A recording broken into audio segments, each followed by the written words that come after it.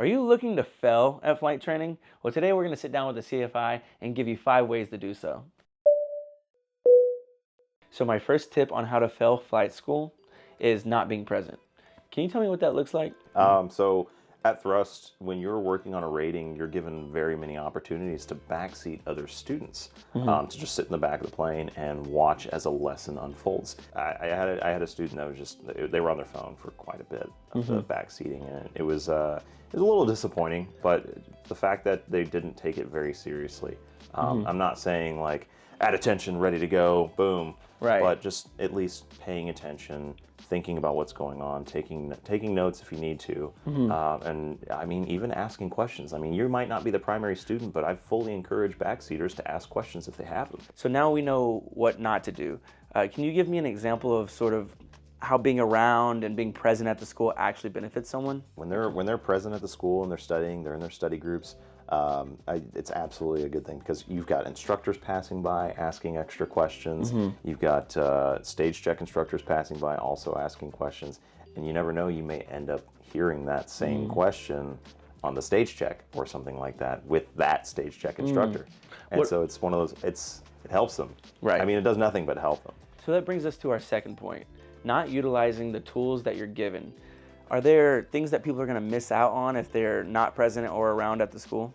Oh yeah, I mean we've got study halls every single day, 6 a.m. to 6 p.m. So those study halls are there for, and it's actually a student-led study hall. So students that are in the CFI or commercial ratings, they're actually there to kind of help sharpen or hone in on their instructional abilities by proctoring that study hall. And students are able to go into those study halls. You don't have to be registered for it. You just show up.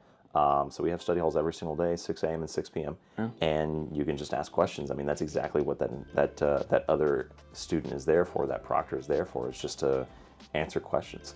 And I think it's a huge help. There's another thing that Thrust does. If you're just a little bit more on the introverted side, you can do a one-on-one proctor with another student that's further ahead. Because these CFI students, they need real-world practice to start teaching things. And that's only going to help them, and it's only going to help you as well. So if you're a little bit more on the introverted side, ask for just a regular one-on-one study session with another student that's further ahead, and I guarantee you within 2 days, no more than 2 days, you will have a like your own proctor for one-on-one study. So tip number 3, if you're really looking to fail flight school, not taking care of yourself. That'll do it. Yes.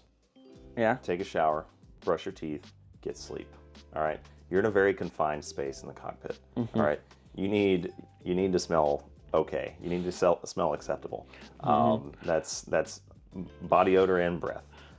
So you're in a very confined space, and even though there is some ventilation, it doesn't always help. And another thing is getting enough sleep. I mean, I'm guilty of this myself, but getting enough sleep, making sure you're getting your 7, 8, 9 hours, whatever you need in order to be attentive, active participant, anything like that, to succeed. You've got to take care of yourself too.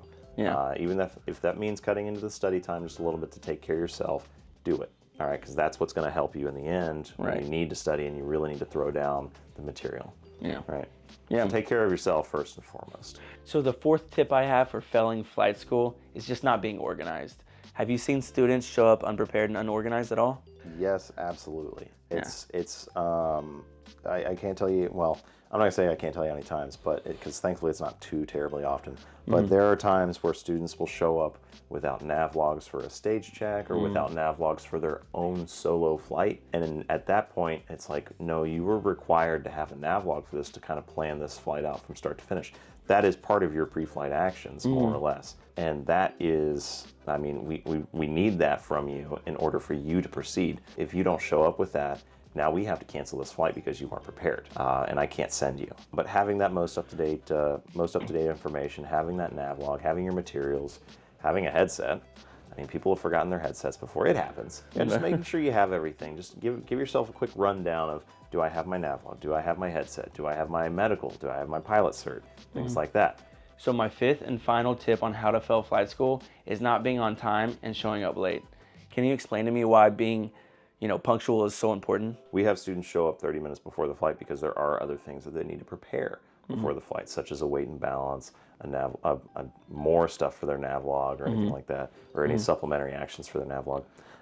But yeah, being that 30 minutes early will give you the opportunity to just kind of get ready for the lesson, get your weight and balance ready, submit it, and then if the plane's already there, you can go ahead and get started on the pre-flight. Right. So when the instructor's coming back from another lesson or coming out of a ground class that they just finished teaching, or even a one-on-one ground with a student, that plane is almost ready to go. The instructor will do a little bit of trust but verify on a few things, Right. and then boom, you're ready to go, the instructor's ready to go, and you can just get started.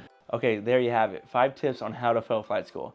Obviously, we don't really want you to fail flight school. What we're hoping here is that you can learn from others' mistakes by hearing from a CFI what he sees students struggle with most often. So if you're looking to succeed in your flight training, do the opposite of what we said in this video, and I think you'll be all right.